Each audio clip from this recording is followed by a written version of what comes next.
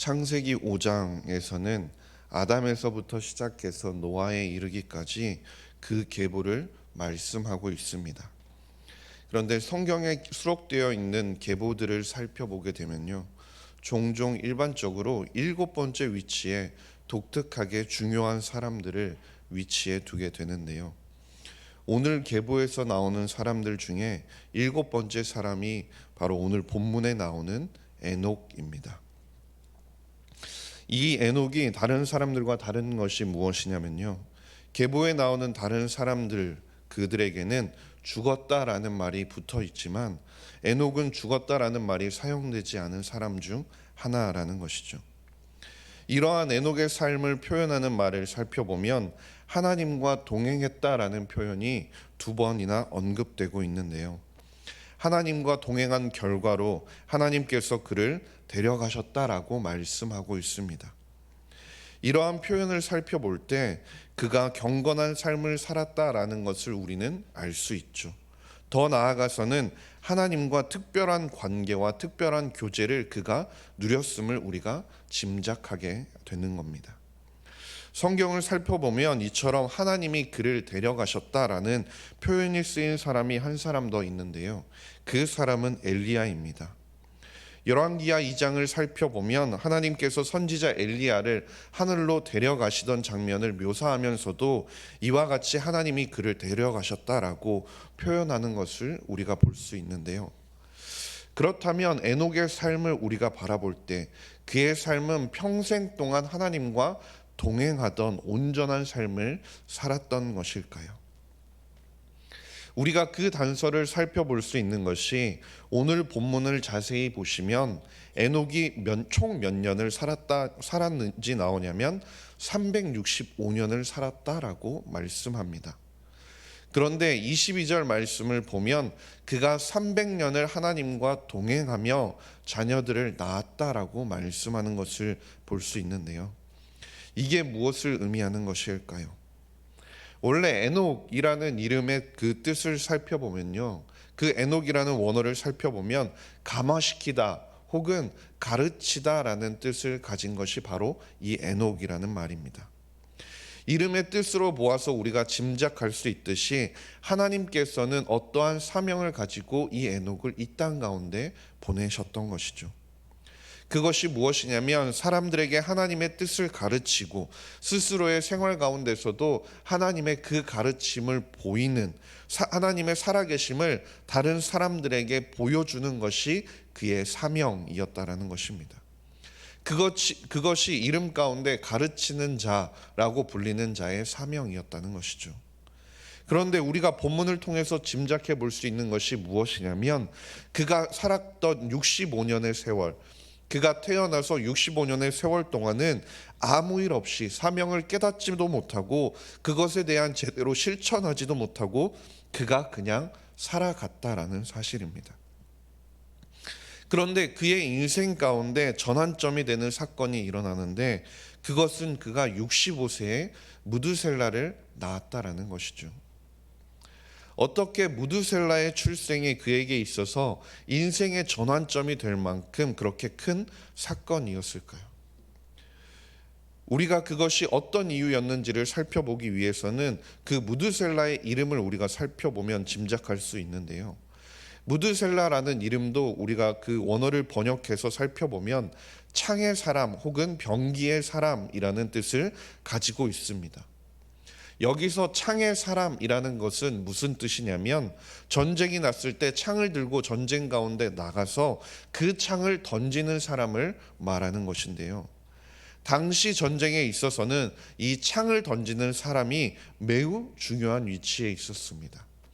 그래서 혹 이 사람이 다치거나 이 사람이 죽게 된다면 전쟁의 승패가 바로 갈리게 될 정도로 매우 전쟁에서 큰 비중을 차지하던 사람이 이 창을 들고 있는 사람이었다라는 것이죠.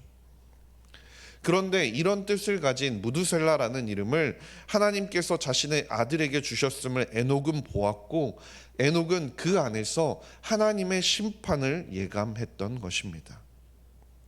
바꿔 말하면 무두셀라가 이제 죽게 된다면 이 땅 가운데 심판이 임하게 될 것이라는 것을 에녹은 짐작했다라는 것이죠. 이에 대해서 유다서에서도 우리가 살펴볼 수 있는데요. 유다서 1장 14절과 15절 말씀을 보면 이렇게 말씀합니다. 아담의 칠대손 에녹이 이 사람들에 대하여도 애언하여 이르되 보라 주께서 그 수만의 거룩한 자와 함께 임하셨나니 이는 뭇사람을 심판하사 모든 경건하지 않은 자가 경건하지 않게 행한 모든 경건하지 않은 일과 또 경건하지 않은 죄인들이 주를 거슬러 한 모든 완악한 말로 말미암아 그들을 정죄하려 하심이라 하였느니라. 이처럼 에녹은 자신의 아들의 탄생, 그 무두셀라가 자신을 향해 출생한 것을 살펴보고 하나님을 온전히 기억하였고 하나님의 심판을 깨닫고 기억하였으며 하나님의 구원을 기억하는 사람이었다라는 것입니다.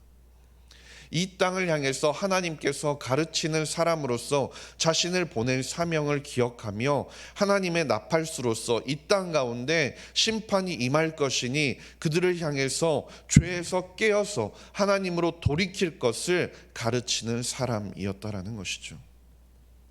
그렇게 에녹은 무두셀라의 출생 이후에 300년의 세월 동안 하나님과 동행하며 살아가게 되었던 것입니다. 그렇다면 여기서 하나님과 동행한다라는 것은 무엇을 의미하는 것일까요? 우리가 이것에 대해서 출애굽 사건을 살펴보게 되면요, 바로에 의해서 노예 상태에 살아가던 이스라엘 백성들을 하나님께서는 그들을 구원해 내셨습니다. 그런데 200만이나 되는 이스라엘 사람들을 하나님께서는 왜 구원하셔서 광야 가운데로 인도하셨을까요? 왜 그 가운데서 40년의 세월 동안 그들을 광야를 걷게 하셨을까요?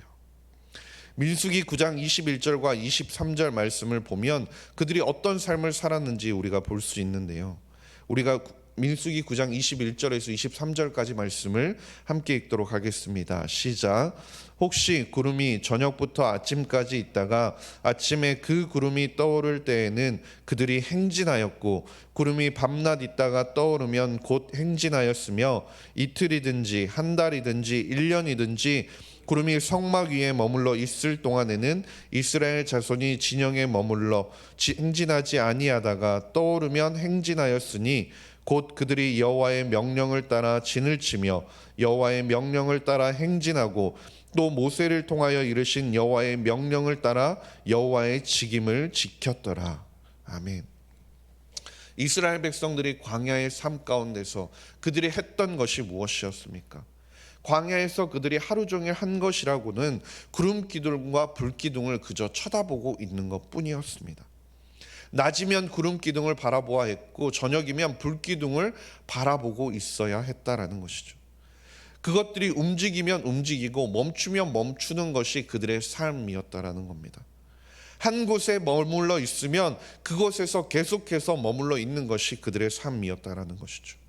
하루가 지나고 며칠이 지나도록 그것이 계속해서 머물러 있다면 그것에 그냥 따라서 머물러 있는 것이 그들의 삶이었다라는 사실입니다. 우리가 만약 그 상황이라고 한번 생각을 해보면요, 얼마나 그 상황들이 답답했을까요? 그저 그것이 언제 움직일지, 언제 다른 방향으로 갈지, 그것이 어떤 방향으로 갈지 한 치 앞도 알 수 없는 상황 가운데서 얼마나 속이 답답했겠습니까? 막연한 기다림을 언제까지 해야 할지 알 수 없는 상황 가운데서 그것이 얼마나 그들에게 있어서 답답한 상황이었습니까? 하나님께서 출애굽을 시켜주셨으면, 편안하게 가나안으로 가라고 하셨으면 그냥 쭉 가나안까지 들어가게 되면 얼마나 그게 편한 일입니까? 그런데 40년의 세월 동안 하나님께서는 광야에서 끊임없이 그들을 유랑하게 하셨고 그들을 제자리 돌듯이 돌아다니게 하셨다라는 사실입니다. 그런데 그곳에서 그들이 배운 것이 무엇이었나요? 이스라엘 백성들은 그곳 가운데서 40년의 세월 가운데서 그들은 하나님과 온전히 동행하는 훈련을 하게 되었다라는 사실입니다.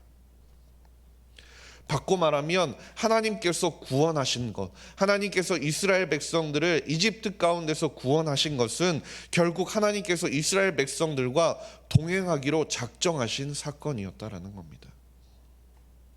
하나님께서 우리를 구원하신 것은 바꿔 말하면 하나님과 동행하는 여정이라는 것이죠.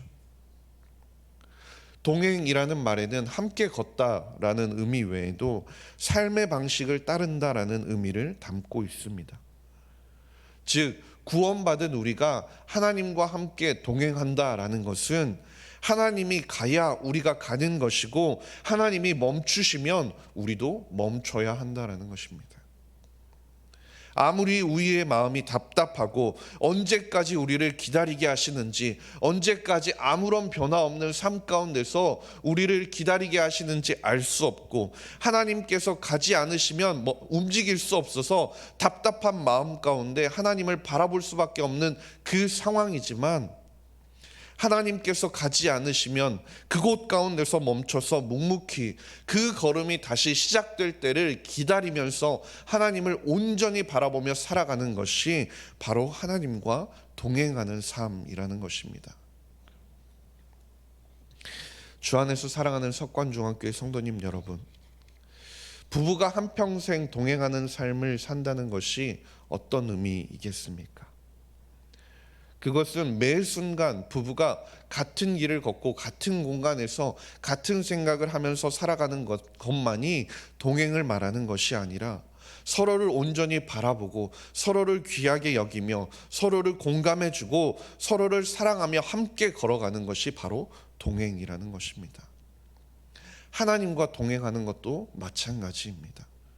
하나님께서는 우리에게 응답하시기 위해서, 그리고 우리를 온전히 사랑하시기 위해서, 우리를 온전히 공감하시기 위해서 동행하기로 작정하셨고, 그 걸음을 위해 구원해 주셨다라는 사실입니다. 히브리서 11장 5절 말씀을 보면 이렇게 말씀합니다. 믿음으로 에녹은 죽음을 보지 않고 옮겨졌으니 하나님이 그를 옮기심으로 다시 보이지 아니하였느니라. 그는 옮겨지기 전에 하나님을 기쁘시게 하는 자라 하는 증거를 받았느니라. 에녹이 하나님과 동행했던 그 삶, 그 삶에 대해 히브리서 기자는 무엇이라고 말씀합니까? 하나님을 기쁘시게 하는 자라는 증거를 그가 받았다라고 말씀하고 있습니다. 간절히 바라기는 우리의 삶의 모든 순간 가운데 하나님께서 우리에게 머물러 있게 하시는 모든 삶의 영역 가운데, 그곳이 어떤 자리일지라도 그곳 가운데서 하나님과 함께 동행함으로 말미암아 하나님을 기쁘시게 하는 자가 되는 저와 모든 성도님들이 될 수 있기를 주님의 이름으로 간절히 소망합니다. 기도하겠습니다. 하나님 아버지, 감사합니다. 오늘도 우리를 예배의 자리로 불러주시니 감사드립니다.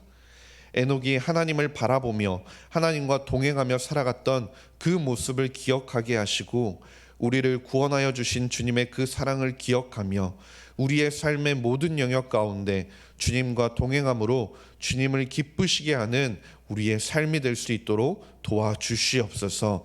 감사드리며 모든 말씀 우리 구주 예수 그리스도의 이름으로 기도드렸습니다. 아멘.